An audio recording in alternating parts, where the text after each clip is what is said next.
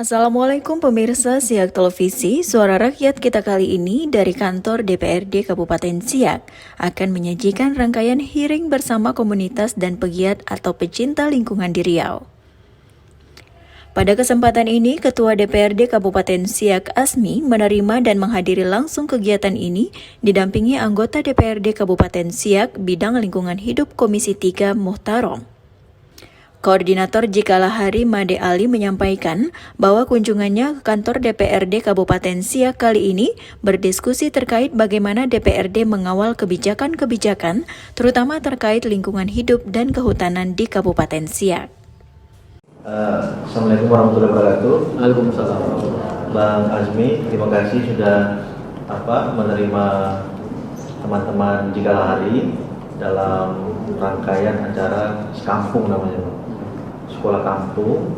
Jadi tahun ini kenapa kami milih di Siak? Karena memang benteng terakhir hutan alam kita, gambut alami kita dan keanekaragaman hayati itu dari 12 kabupaten kota itu tinggal di Siak, Bang. Yang masih alami, yang masih perawan gitu ya. Kalau yang lainnya kan sudah sudah hampir punah. Nah, Siak ini, jadi ini peserta ada sekitar 20 orang, Bang, termasuk dengan masyarakat kampung. Jadi sungguhnya ini anggota Jikalahari, Bang. Jadi Jikalahari ini konsorsium, anggotanya itu organisasi. Ada dari teman-teman Mapala, Undri dan Kuir, lalu sisanya teman-teman LSM atau NGO. Jadi NGO.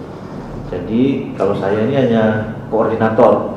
Koordinator itu dipilih 3 tahun sekali. Kerja besarnya itu mengadvokasi dan kampanye hasil kerja-kerja yang dilakukan oleh para komponen Jikalahari, Bang.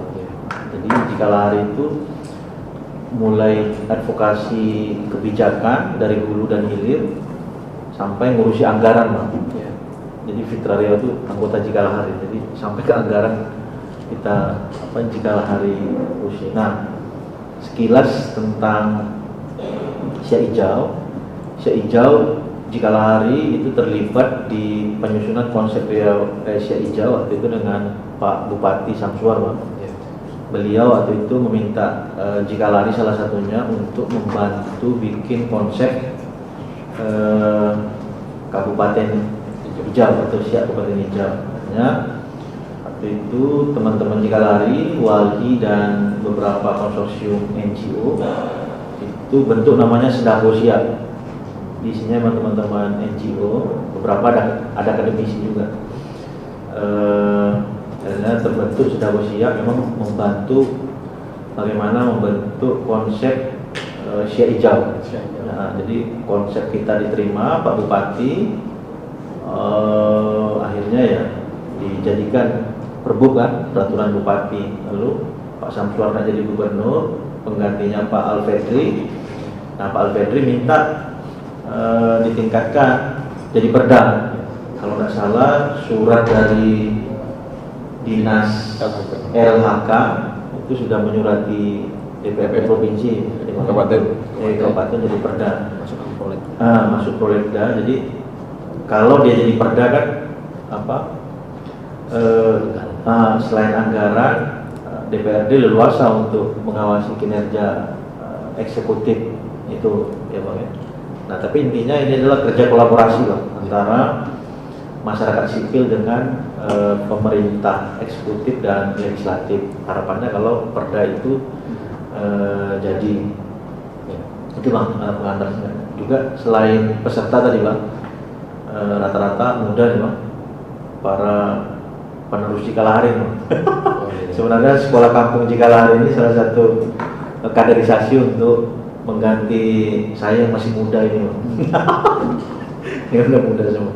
Nah, juga kami di sini juga hadir di tengah kita ada Mbak Rahmawati Retno Winarni, Bang, yang saya cerita sekilas tadi. Ya. Dia ahli soal keuangan berkelanjutan.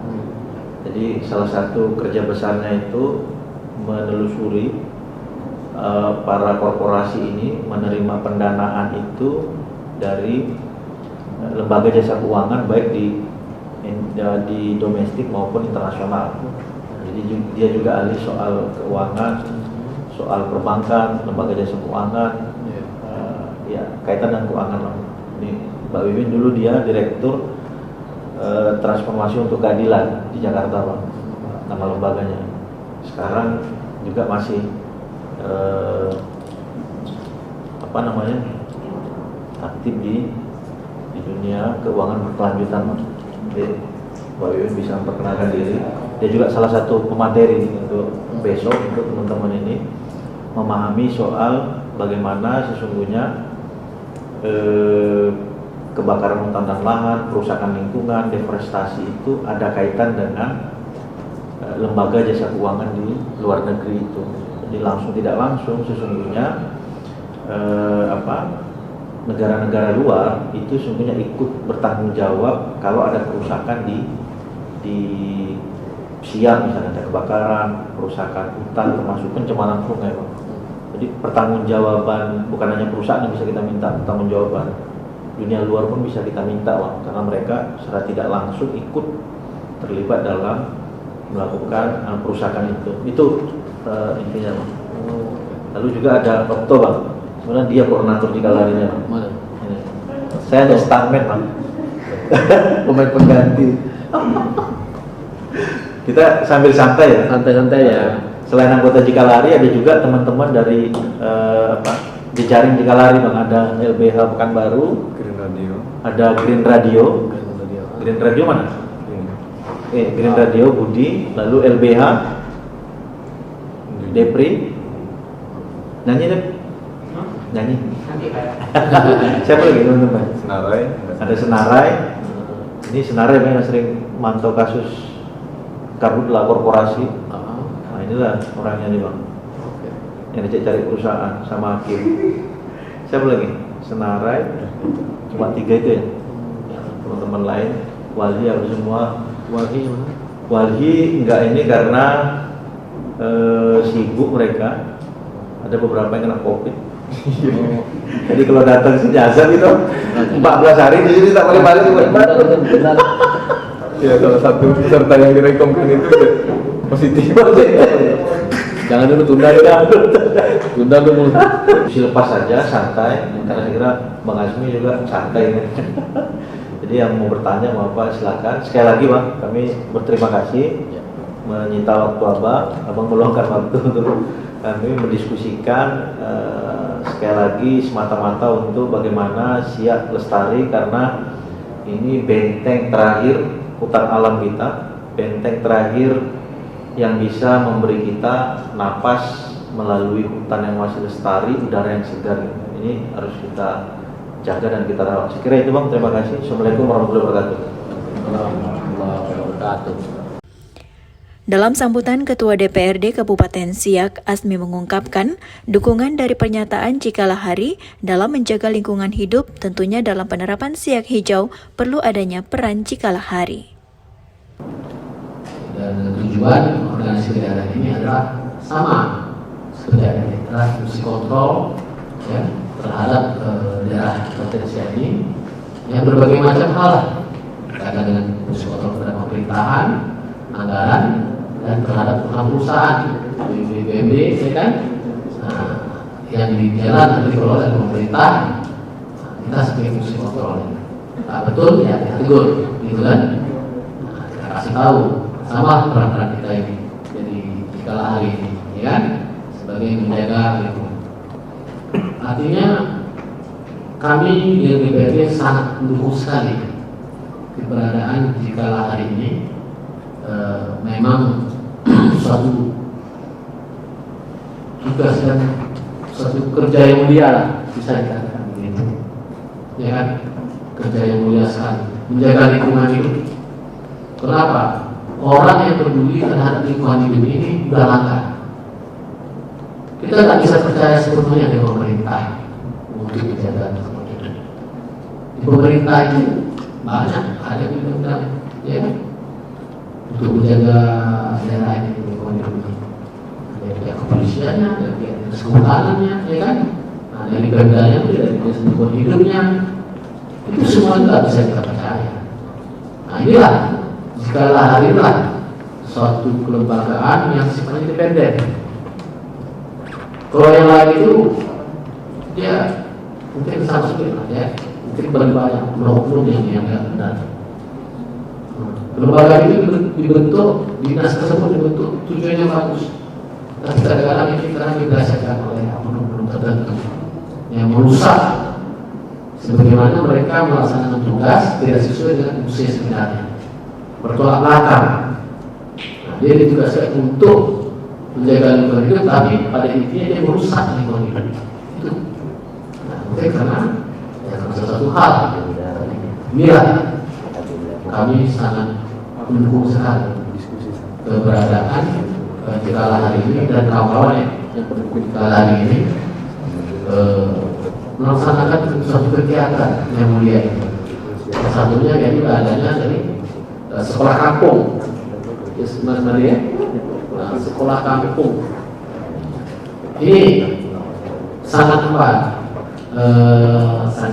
sangat unik sekali. Saya sendiri baru mendengar ya adanya satu sekolah kampung ini. Berkaitan kawan-kawan yang mungkin ya, alhamdulillah yang menjamah dari mahasiswa yang sudah tergugah peduli terhadap lingkungan hidup, terutama mungkin di mahasiswa Mapala ya, Mapala. Yang penting adik-adik jangan disalahkan arti Mapala. Kalau kami kadang-kadang dibahaskan tuh mahasiswa paling lama. Jangan gitu ya. Kuliah tetap harus selesai, ya kan? Jangan dibiasakan mahasiswa paling lama. Tak selesai kuliahnya, harus selesai. Tunjukkan, ya kan? Saya bilang kalau bergabung di Mapala ini kuliah tak selesai. Siapa yang bilang? Buktikan pada diri kita. Kuliah tetap jalan, ya kan? Nah, berkaitan kita yang pecinta alam, ya kan? Merupakan satu hobi kita, ya kan? Sayang akan negeri kita, lingkungan kita, kita sebagai kewajiban sebagai mahasiswa tetap kita jalankan dengan baik. Itu yang penting. Ya. Adik-adik yang saya hormati, ya, Pak Dewan dan kawan-kawan dari Kalahari, berkaitan dengan rencana siap yang telah adanya suatu terobosan berupa siap hijau ya yang telah dicetuskan oleh Bupati Siak dulu, yaitu Pak Samsuar, yang mana Pak Mentaro prinsip siap hijau ini yang menyusun konsepnya orang ini Pak Mentaro di Kalahari ya. Nah ini, alhamdulillah sudah dirembukan. Nah sekarang kan telah diajukan ke Bapeda, ya kan? Untuk dijadikan perda peraturan daerah tentang siap hijau ini. Alhamdulillah, insya Allah mungkin tak lama lagi kita masuk proses pembahasan Pak. Nah, konsernya.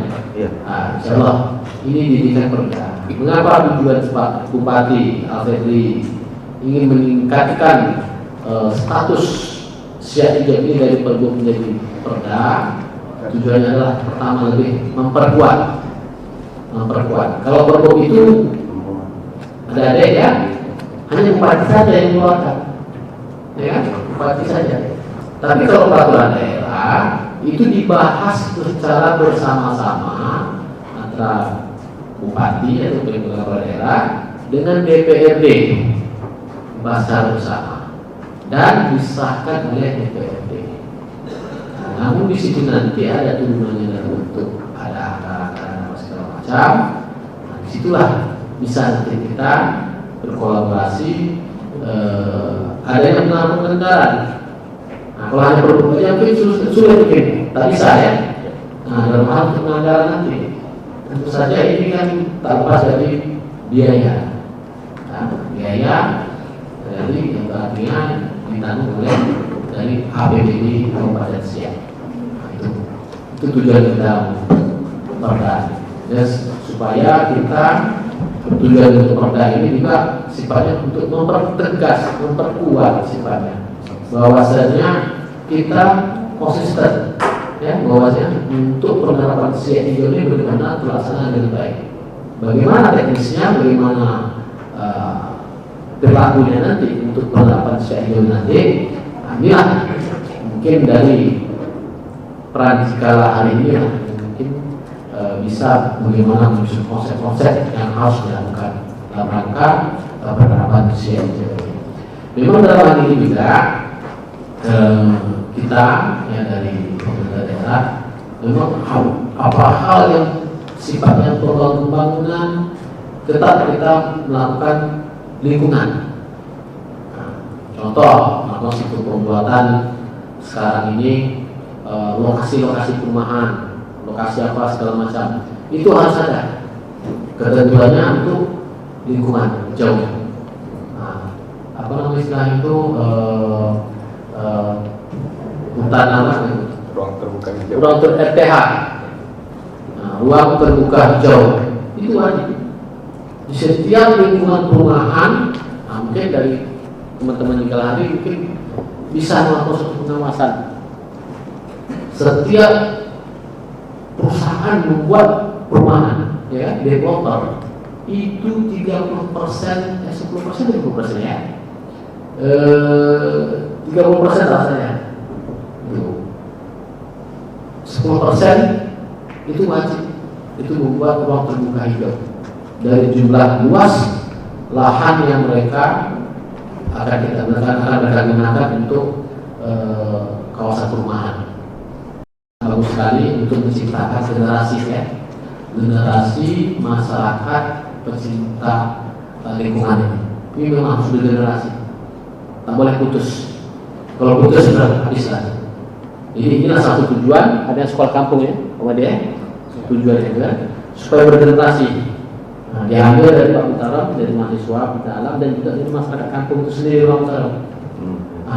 Masyarakat kampung ini kan sekarang mereka melakukan pendidikan sekolah kampung ini tentang lingkungan ini di Bandar Besar. Sudah berjalan hari Rabu kemarin. Sudah berjalan hari Rabu kemarin. Nah, jadi terdiri dari pemuda-pemuda tempatan, ya kan, yang mau bergabung. Ya, alhamdulillah. Ada berapa orang yang masyarakat tempatan yang masyarakat ada 3 orang. Ada 3 orang itu ya yang mau, ya. Alhamdulillah. Artinya bukan dari sekarang kawan-kawan kita dari yang tidak bergaul saja kan. Nah, terutama masyarakat ini. Karena yang penerapan siak hijau ini kan untuk siak, ya kan. Tentu saja masyarakat siak harus ada juga yang peduli terhadap ini, ya kan, yang mau. Nah, gitu. Jadi sangat bagus sekali ini diterapkan di siak.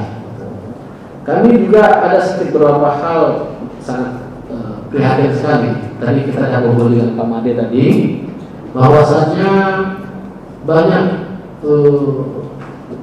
perusahaan-perusahaan ya yang memiliki konsesi, mereka itu tidak komit terhadap lingkungan. Kami banyak melihat adanya sungai-sungai alam yang ditanami dengan pohon sawit. Itu sebenarnya tidak boleh. Nah, dan ketentuannya adalah itu harus dibiarkan 50 meter ya, 50 meter. Dan aturannya itu 50 meter. Itu dibiarkan di tengah tanaman hijau, tanaman alam. Fakta di lapangan itu sudah tanam sawit sampai bibir sungai itu. Nah, itu sudah jelas pelanggaran. Kami sangat mendukung sekali kalau memang iya hasilnya kita bersama-sama untuk mengentaskan itu. Kita ubah yang jadi kebun sawit, kita minta itu harus tanam kembali. Baik, sama-sama. DPRD sangat mendukung sekali. Kami nanti bisa panggil mereka, ya kan? Panggil mereka dan juga di kawan-kawan media dan juga kawan-kawan lainnya untuk bersama-sama untuk mengembalikan fungsi sebenarnya sungai-sungai alam ini. Itu kembalikan, walaupun sudah tertanam, ya bongkar sawitnya, tanam kembali tanaman-tanaman hijau. Kita minta pertegaskan itu untuk mengembalikan fungsi sungai itu sebenarnya. Mungkin di samping itu juga kami juga butuh informasi-informasi berkaitan dengan adanya perusahaan-perusahaan yang melanggar dari konsep lingkungan hidup